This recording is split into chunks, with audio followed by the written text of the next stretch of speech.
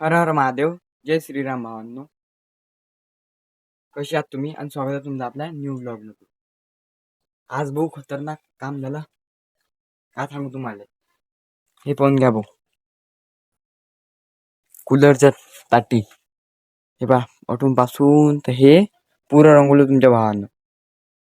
आणि भाऊ रंगू रंगू तर इतकं खतरनाक झालं की आपला हातच रंगून गेले ना रे बा. डायरेक्ट त्याला साबण लावलं सारं इतकं घासलं की डायरेक्ट चक निघून गेलं. आणि कारण की भाऊ आता उन्हाळा लागला ना, आता तर भाऊ आपल्या कूलर पाहिजेच. काही कूलर शिवाय आपल्या झोपल्यात जात नाही असं. कारण की भाऊ आता तुम्हाला माहिती आपल्या टिनार आहेत बू हे काय म्हणजे आपल्या घरात बू टिनं, म्हणजे टिन असल्यावर ते तपतात बू खूप. त्यामुळे म्हटलं भाऊ कूलर शिवाय तर भाऊ जमतच नाही झोपणं. हे पाहून घ्या ना. हा, ती एक तर रंगोलीच, हे दुसरी रंगोली, त्यानंतर हे तिसरी. म्हणजे हे काय दोन अधिक नाही निघला त्याला वाटते कलर पक्का. काही टेन्शन नाही, पाहून घ्या. दिसू राहिला असेल तुम्हाला.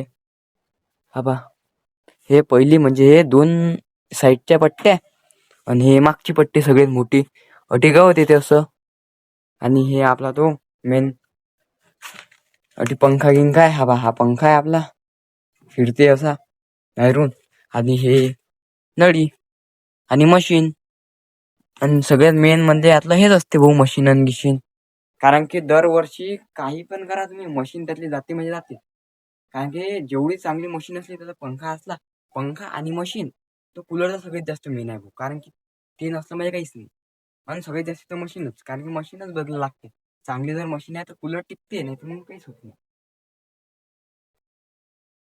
चला रे भाऊ, म्हटलं आता मस्त जेवण घेऊन करू आता सणपैकी एकदम खतरनाक सटाट खान तटरा. चला रे भाऊ, चाललो फटाफट सबस्क्राईब करू.